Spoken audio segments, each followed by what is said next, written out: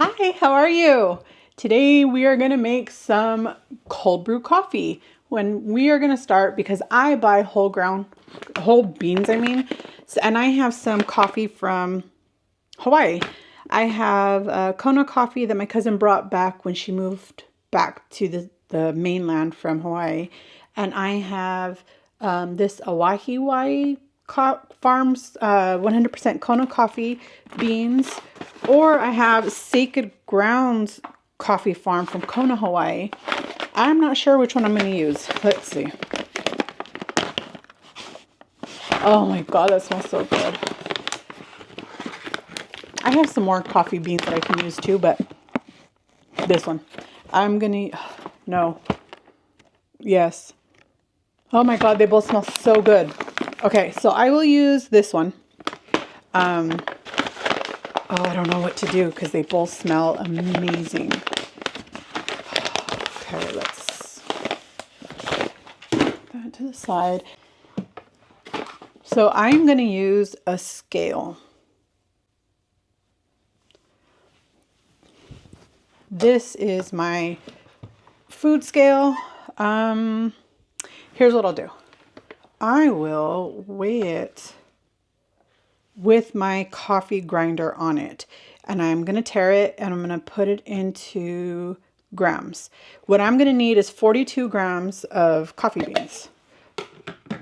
Oh, look, there's a coffee bean in here. Just throw that away. Okay, actually, let me tare it again because I forgot about the lid.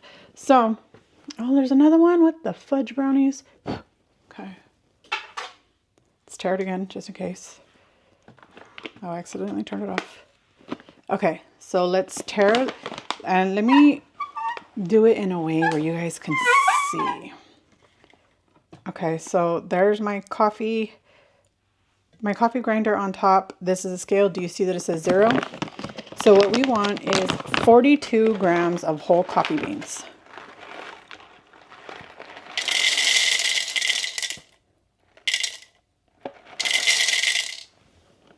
Can you guys see that?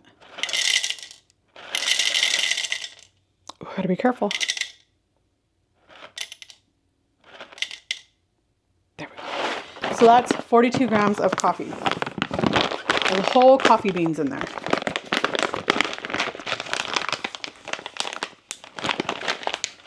My goodness, that smells so good. Okay, so now we don't need the scale anymore. Let's get rid of my scale. And then, this is going to get loud, but what I'm going to do is put my lid back on and we are going to move it to coarse ground. My coffee maker, or my coffee thingy bobber has, let me see. It has this indicator, right? So it has fine ground, it has medium ground, and then it has coarse ground. So what I do is turn it to coarse because I want it coarse ground. So I turned it to coarse and I'm going to turn it, I don't know how much this is in cups. Let's just call it 12 cups. It has a slider indicator and I can choose the amount of cups. So I'm going to mute this so you don't have to hear it, but I'm going to let you watch.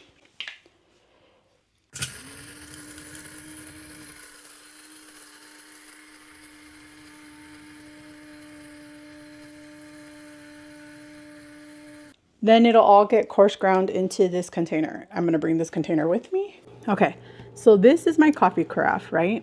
This is what I'm going to use. It has this big long filter. So we'll place the filter inside. Take the lid off. I just washed it, so it's fresh dripping water. What I'm going to do is shake it up just a hair so that, because coffee is oily. Coffee beans are oily, right? So it does tend to stick. And I want to make sure that I get it all into my filter.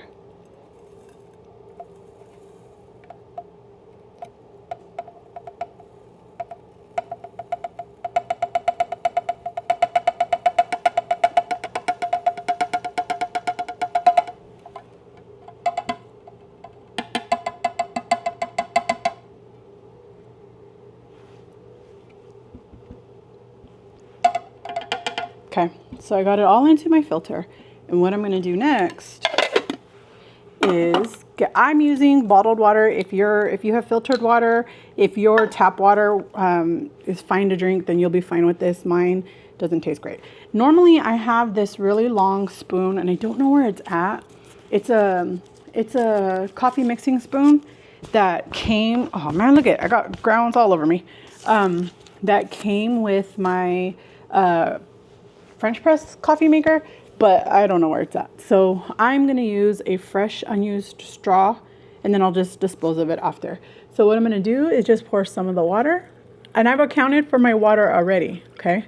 So what I'm gonna do is use 50 fluid ounces, which is just under 3 bottles of water, and I'm gonna slowly pour the water in and mix the grounds while I do that, just to make sure if there are any grounds that have balled up and like, so they don't remain dry, so that they also soak. Okay, it'll get easier the more water that's in there, but it's really super simple. And all I want to do, because I like to make sure I get all the coffee in there, is I like to turn it just to make sure that the water is really taking in all of the coffee bean grounds that may have gotten stuck to the side. And we're just gonna stir it some more, make absolute sure that there's nothing dry in there, okay? We had a bit of an explosion, and that's okay. If I wasn't using something that didn't have a hole, that wouldn't have happened. But what we're gonna do is we don't have to stir it anymore because they are fully, thoroughly soaked. So now I'm just gonna pour the rest in, make sure I get the edges of this. And your grounds are gonna rise, and that is okay. Okay. That's it. It's that simple. All we're gonna do now is I'm gonna place this to the side and let it marinate. I'm gonna let this marinate for a little while, and then we'll come back to it. It's been a couple days, and this is the result of our cold brew coffee. Just a couple of things that you guys should know about this is I did tell you to use coarse ground coffee. There's a few reasons. One, the coarser the ground in your coffee, the less acidity it'll have, so it'll taste smoother. Two is it will not go through the filter, because this is the only thing that's keeping it with ending up with the grounds inside of your actual drinking coffee, and nobody wants that. So we're gonna pull out, the filter here. Normally I have my big coffee spoon. I still can't find it, so I'm not gonna be able to like press any of the coffee, but that's okay. We'll just let it drip dry a little. Okay. This does have a lid somewhere. It smells so good. So now that the coffee is cold brewed, two things that I like to do. One is once it's brewed, I like to add salt. I usually use pink Himalayan salt, but I was at Costco the other day and I found this Celtic salt. These are actually in flakes, and it is created in Cornwall, England. So I thought, that sounds interesting. I want to try that. So I always add salt to my pot, just a little, not a whole lot. Maybe about, since they're flakes, they taste saltier. I'm not looking for a salty taste. It's simply to enhance the flavor and to not let it be bitter. Because with hot coffee, you guys are probably aware that it has a very bitter, acidic taste. But if you do it this way, you avoid that. Now, when you make cold brew coffee, this is now a concentrate. With the recipe that I gave you, this is now a concentrate coffee, right? So this is going to be stronger than a drip brew. So what I like to do, let me find the lid real quick because I don't want to. This also has a filter to ensure that if there are any grounds that slipped through, they'll remain here instead of here. So what I'm going to do is I am going to pour 8 ounces. Okay. So that's 8 ounces. Oh my God, that smells so good. Normally this is a lot darker, but I also let it steep a lot longer. This is the first time I've ever done it in such a short amount of time. So I'm not sure. My God, that smells good. If that has anything to do with it, but yeah. This is also a new recipe. I've never tried doing it with these ratios before. And then you usually put in 50-50. So however much coffee you put, you'll put that amount of water or milk or creamer or whatever it is that you're using. I am going to use the Kroger Carb Master ultra filtered milk that has 11 grams of protein and 60 calories only per 8 ounces. So that's the one that I'm going to use right now. Okay, let me pour this in because I don't want to put a whole 8 ounces. I'm just going to put 4. Okay, so here's 4 ounces. And normally what I would do is put a protein powder, but I'm really not in the mood today. I'm exhausted. I think I might take a nap after this, but I really wanted to get this video up because I feel really bad that I've been telling Sandra for 50 years that I would do it. That is so good. That coffee is very good. It's a lot stronger than I thought it would be. It's really good. So if you are trying to become a Proffee girl like Miss Felicia, or if you really just want to start making your own coffee at home so that you don't have to keep spending $10 a day on a coffee, cold, and you don't really enjoy hot brewed coffee. Hot brewed coffee is going to be a lot more acidic. It is going to be a lot more bitter. And cold brew coffee avoids that because it does it in cold water. And it's actually very good. It tastes really, really good. I know it looks really, really light brown, but I promise, and it's just been sitting in the fridge, so it's condensation, but it's actually tastes really, really, really good. And I don't know if you know this, if you're looking for the caffeine in it, the darker your roast, because a lot of people are like, no, I want it to like bite me with the flavor, right? They think the stronger the taste of coffee, the more caffeine it has, and that's actually not true. The darker your brew, so if you get a dark roast bean, the less caffeine it has. The lighter your bean, so like if you get a blonde roast, it's gonna have a lot more caffeine in it because the longer that the bean roasts, the more caffeine that is released from it, and you are not getting that when you brew your coffee. So doing it with a lighter roast is recommended if you're just looking for the caffeine fix. If you don't care and you just like the taste of coffee like I do. I have ADHD, so the caffeine in coffee doesn't really do much for me. Like I literally am going to drink this and then go to bed. It's not going to affect me at all. But for non-neurospicy people, it may affect you just the darker or the more caffeine that you have. So just in case you were not aware, the darker the coffee, the less caffeine. The lighter the coffee, the more caffeine. Also, there's this like common thing that people, I don't know how it started. Wherever it started, people believe it, but it's not true. People say if you are overwhelmed on a scent to smell coffee beans or coffee grounds or coffee, and it will clear your palate, and it doesn't.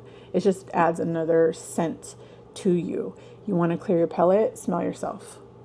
I know it sounds weird, right? But when I was like 25, okay, and I'm 43 now, so many years ago.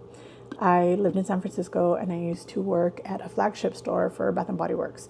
That Bath and Body Works was, because it was a flagship, it had a lot of products that other Bath and Body Works didn't carry. And we had products from like the company Murad and like C.O. Bigelow. Now C.O. Bigelow is like in all of them, but in that time it wasn't. And a lot of their brand like representatives and stuff would come and do special courses with us. And that is something that I learned there. But it was reinforced when I was working at Borders Bookstore, also in Union Square in San Francisco.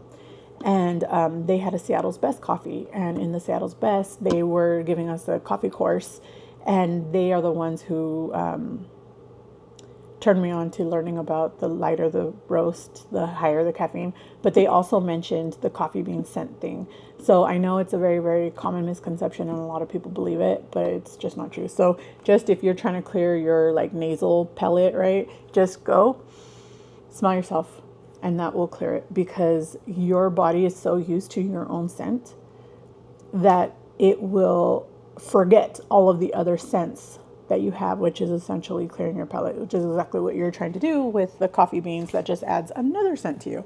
One more thing, I like to save my coffee grounds for two things.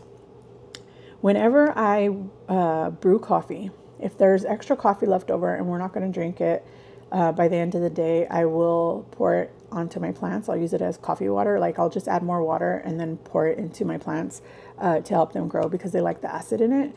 But I also keep the grounds for two things. One, I'll keep them for a few days, and if I have cooked with something that has a really strong scent, you know how some foods like fish will leave a strong scent even on your hands, and no matter how many times you wash it, it doesn't go away. If you add coffee, the coffee grounds, or just the straight up brewed coffee to your soap as you wash your hands and you just like get the coffee on you, it will, I don't know why that is, but it does take away the scent of the really strong scents that get stuck on your skin. I don't know why that is, but it works. And then at the end of a few days, if I haven't used all the coffee grounds, I will then also add that to the soil of my plants, and that helps them to grow better. So I hope you guys are having a great day, and I'm going to give you your digital hugs. I would love to hear all about how you drink your coffee. Are you a hot coffee drinker? Are you an iced coffee drinker? Are you a tea drinker? Do you hate coffee? Do you like caffeine? Does it affect you? Does it not affect you? I love to learn about people and the reactions they get from caffeine, because one thing I could tell you is I used to wish it would do stuff to me, and it doesn't. I also have an aunt who will make coffee just to go to sleep. She just loves the heat of it, and she goes to bed with it. Don't ask me why, but that's what she does. So I'm going to put a lid on my coffee. Normally I would put a bunch of ice in here and drink it, but I'm really just going to down this super fast and then just go take a nap because I'm tired. But I hope you guys have a great rest of your day. And oh wait, we need an emoji. Go ahead and throw the coffee cup emoji in the comments down below. Let me know you made it this far. And if you have any questions about the recipe, please feel free to ask, and I will clarify anything that I can for you guys. And I will see you soon. Bye.